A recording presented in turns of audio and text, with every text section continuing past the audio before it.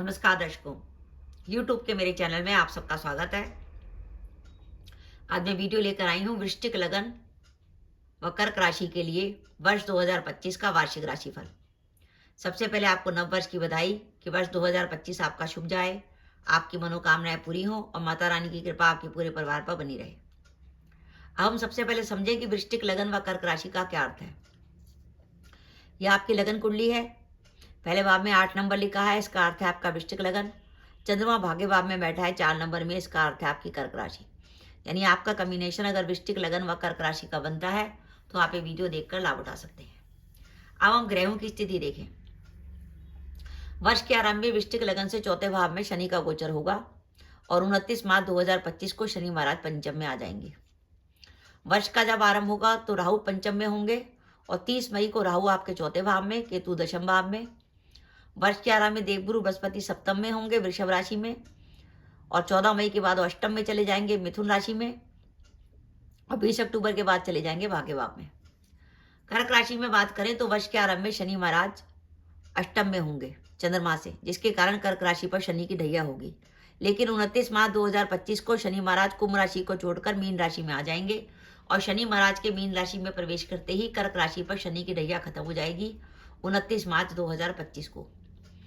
राहु जो वर्ष के आरंभ में मीन राशि में चल रहे थे वो 30 मई को अष्टम में आ जाएंगे, केतु धन भाव में। वर्ष के आरंभ में देव गुरु बृहस्पति लाभ भाव में होंगे, इच्छा पूर्ति के भाव में। 14 मई के बाद द्वादश में और 20 अक्टूबर के बाद लगन में। यह ग्रहों की स्थिति है वृश्चिक लगन व कर्क राशि के लिए।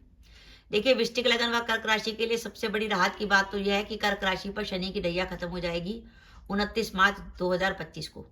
तो जब भी शनि की ढैया खत्म होती है या शनि की 7.5 खत्म होती है तो ये बात तो तय है कि कामों में तेजी आती है, कामों की बाधाएं दूर होती हैं। अब इसी परिप्रेक्ष्य में देखते हैं कि वृश्चिक लगन व कर्क राशि के लिए वर्ष 2025 का वो शुभ समय कौन सा है जब आप कोई भी महत्वपूर्ण काम कर सकते हैं। आपके लिए वर्ष 2025 में 2 समय शुभ निकल कर आ रहे हैं। एक तो आ रहा है जनवरी से लेकर 13 मई 2025 तक और दूसरा आ रहा है 20 अक्टूबर से 4 दिसंबर तक।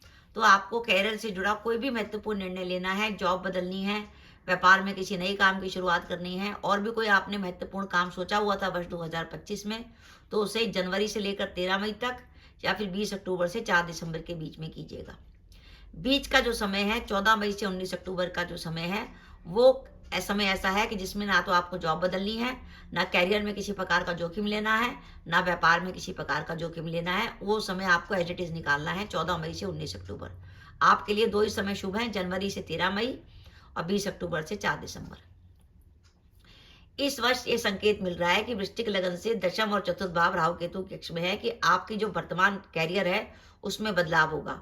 अब कैरियर में बदलाव का अर्थ ये हो सकता है कि या तो हम नौकरी बदलें या वर्तमान नौकरी में हमारा ट्रांसफर हो, या ये भी हो सकता है क्योंकि चौथे भाव में राहु बैठा है कि आपको नौकरी ना मिल पा रही हो तो उसके लिए आपको जगह बदलनी पड़े।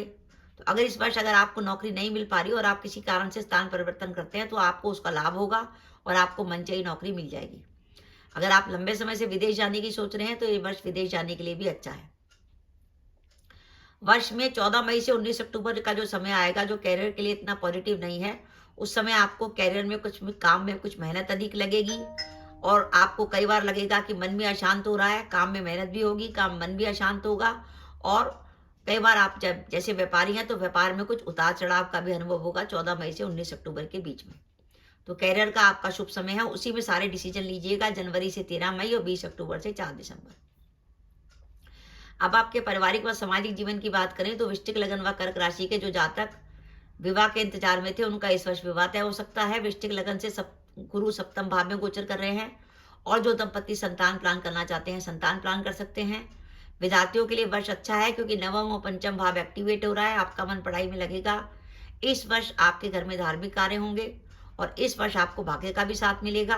भाग्य का साथ मिलने का अर्थ है कि जो हम प्रयास करेंगे उसमें सफलता मिलेगी। अगर आप लंबे समय से प्रॉपर्टी में निवेश करने की सोच रहे थे तो ये वर्ष प्रॉपर्टी में निवेश करने के लिए अच्छा है। वो समय होगा 14 मई से 19 अक्टूबर के बीच में आप प्रॉपर्टी से निवेश करके लाभ उठा सकते हैं। और अगर आपकी कुंडली में मंगल की, गुरु की या शुक्र की दशा अंतर दशा चल रही होगी तो प्रॉपर्टी में निवेश करना आपके लिए लाभकारी होगा। अब इस वर्ष हमें सावधानी क्या रखनी है।